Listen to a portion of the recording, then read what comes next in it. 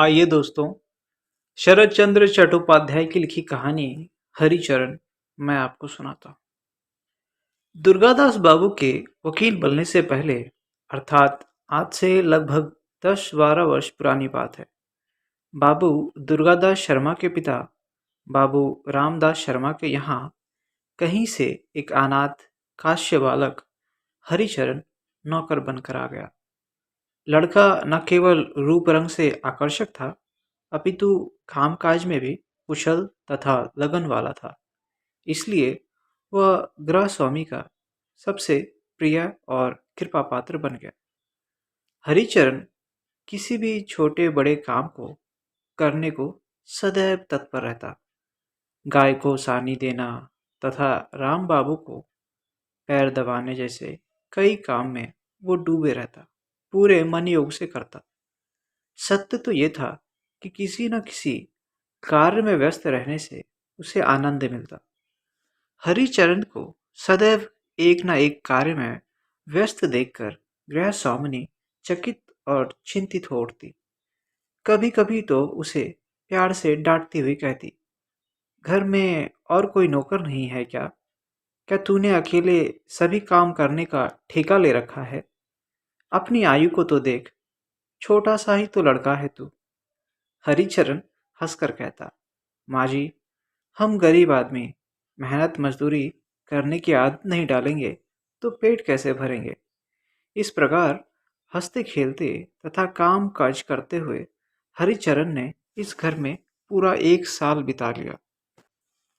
रामदास शर्मा की 5 से 6 साल की एक छोटी सी लड़की सुरबला हरिचरण से अच्छी पढ़ती है। लड़की की माँ बेटी को दूध पिलाने के अभियान में हार जाती है और दूध ना पीने के समुचित विकास ना होने की आशंका में फिर से वो अपने प्रयास में जुटी रहती है। अपनी पूरी शक्ति लगाने पर भी जब माँ को सफलता नहीं मिलती तो उसे हरिचरण की शरण लेनी पड़ती है।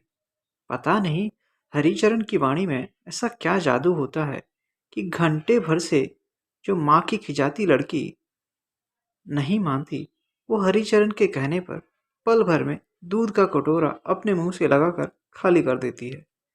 इस सारी कहानी को सुनाने का एक ही मात्र उद्देश्य बताता है कि नन्ही सी लड़की सुरबला हरिचरण से प्यार करती है।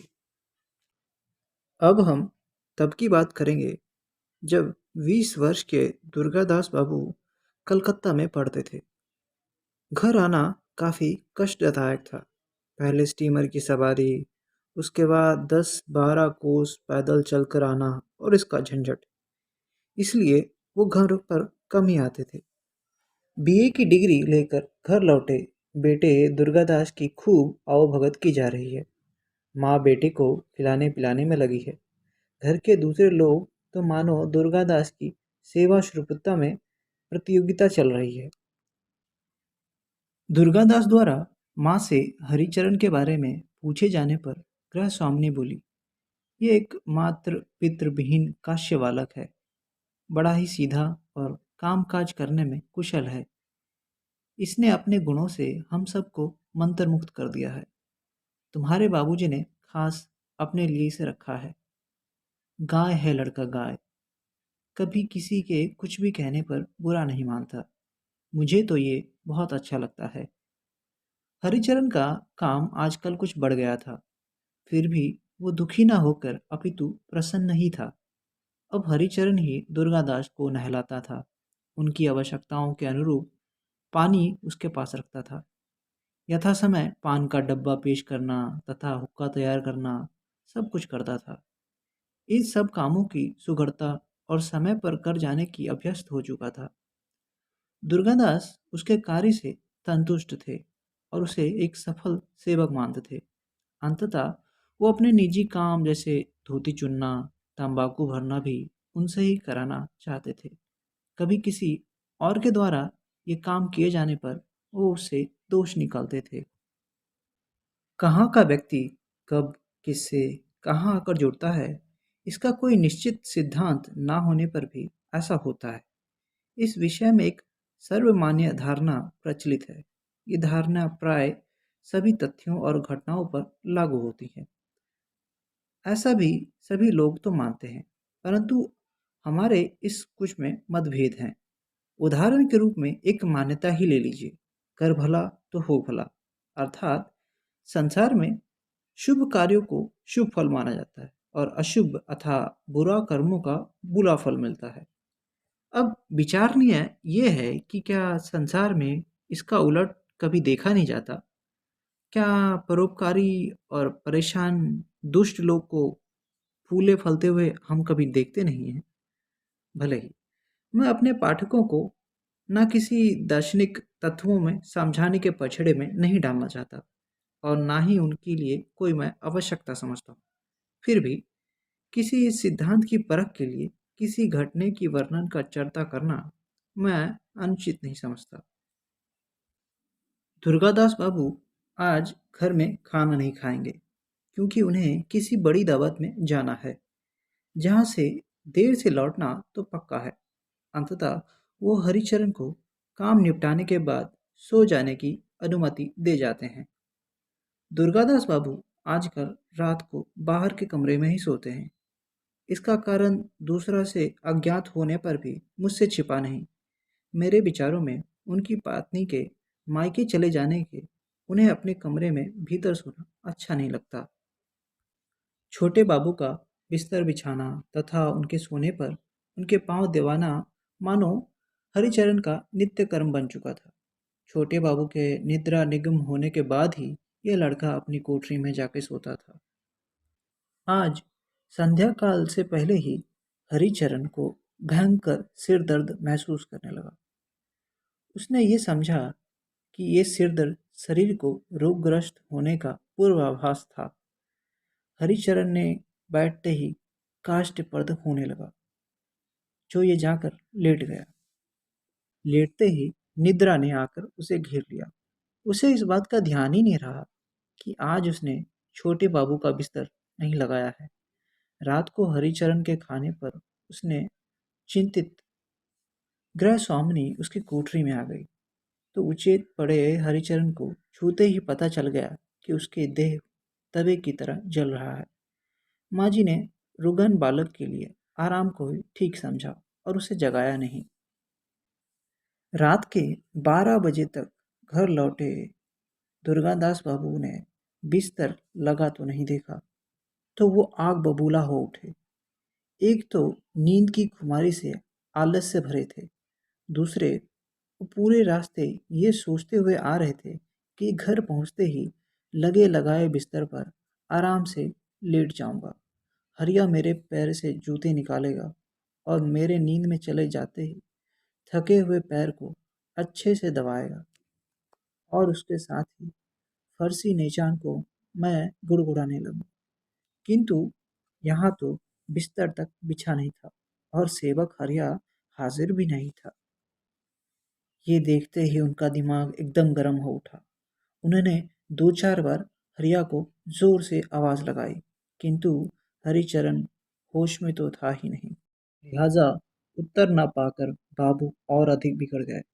वे होश खोकर सीधा नौकर की कोठरी की ओर चल पड़े और हरि को सोया पाकर सोचने लगे, नालायक को अपने काम का ध्यान ही नहीं रहा, नींद में खर्राटे ले रहा है। दुर्गादास बाबू ने क्रोधवेश में हरि के बाल पकड़कर खींचा, पर इस पर भी वो होश में ना आ सका, तो जूतों और मुक्कों की घनाघन बारिश में वर्षा कर दी। जूतों की मार से ये थोड़ा सा होश में आया तो बाबू बोले, छोटे बच्चों की तरह झप क्या ले रहा है, बिस्तर कौन लगाएगा। अब की बार बाबू ने दो तीन ठोकरें और जड़ दी। हरिचरण उठा और बुखार में तपते रहने पर भी उसने बिस्तर लगाया और बाबू के पांव दबाने लगे। दुर्गादास बाबू के पैर पे पड़ी हड्डियां की गर्म अछूत बिंदु से बाबू को उसकी वेदना का अनुमान हो गया। हरिचरण की विनम्रता के कारण घर के सभी सदस्य उससे प्यार करते थे। बाबू दुर्गादास का ये विशेष कृपा पात्र था, इसलिए उसके नेत्रों से गिरे गर्म आंसुओं से बाबू रात भर सो न सके और वो पूरी रात इसी विषय में सोचते हुए करवटें बदलते रहे। रात में कई बार उन्हें विचार आया कि जाकर जरा हरिया से पूछे कि कहीं बूट की चोट से उसके घाव अथवा सूजन तो नहीं हो गई। थोड़ा सा दुलार दें, उसकी तबीयत, उसके बारे में जाकर उसे पूछें। किंतु हर बार उनसा उनका अहंकार उनके आड़े आ जाता। वो सोचते कि मालिक होकर नौकर के पास चलकर जाना ये कहाँ का न्याय है। इस प्रकार आंख लगे बिना ही पूरी रात बीत गई। सवेरे हरिचरण ने बाबू के साथ बाबू के हाथ मुंह धोए, पानी दिया, हुक्का सुलगाया और सब कुछ हाजिर किया। यदि इस समय भी दुर्गादास बाबू उसके स्वास्थ्य के बारे में पूछ लेते, सहानुभूति के दो मीठे बोल बोल देते, तो कुछ बिगड़ नहीं जाता। किंतु हाय रे व्यक्ति का अहंकार, यदि ये ना होता तो व्यक्ति सचमुच ही देवता बन जाता। बाबू ने अहंकार में ये भी ना सोचा कि एक छोटे से बच्चे के साथ ऐसा व्यवहार करना उचित है भी या नहीं। उसी दिन 9 बजे के दिन एक तार आई और समाचार आया कि दुर्गादास बाबू इतना घबरा उठे कि कि उनकी पत्नी रुगंता की समाचार उनके हाथों से पत्थर ही छूट गए। वो इसे हरिचरण के ऊपर किए गए अत्याचार का दंड मारकर पछताने लगे। उसी दिन वो कलकत्ता के लिए रवाना हो गए। मन में लज्जा तो थी, पछता भी रहे थे, किंतु हरिचरण के लिए सहानुभूति के दो मीठे बोल उनसे बोले ना गए। 1 महीने के उपचार के बाद दुर्गादास बाबू की पत्नी स्वस्थ हो गई थी। आज उसने भोजन खाया था, इसलिए दुर्गादास बाबू काफ़ी प्रसन्न थे। दुर्गादास बाबू को गांव से अपने छोटे भाई की एक चिट्ठी मिली। पत्र की समाप्ति पर नीचे लिखा था, दुख की बात तो इतना है कि इतने दिनों पर जौहर से तड़पने के कारण बेचारे बिन माँ बाप के अनाथ हरिचरण ने कल अपना प्राण त्याग दिया। दुर्गादास बाबू ने पत्र फाड़कर रद्दी की टोकरी में फेंक दिया। दोस्तों, इतनी सी थी ये कहानी। उम्मीद है आपको पसंद आई होगी।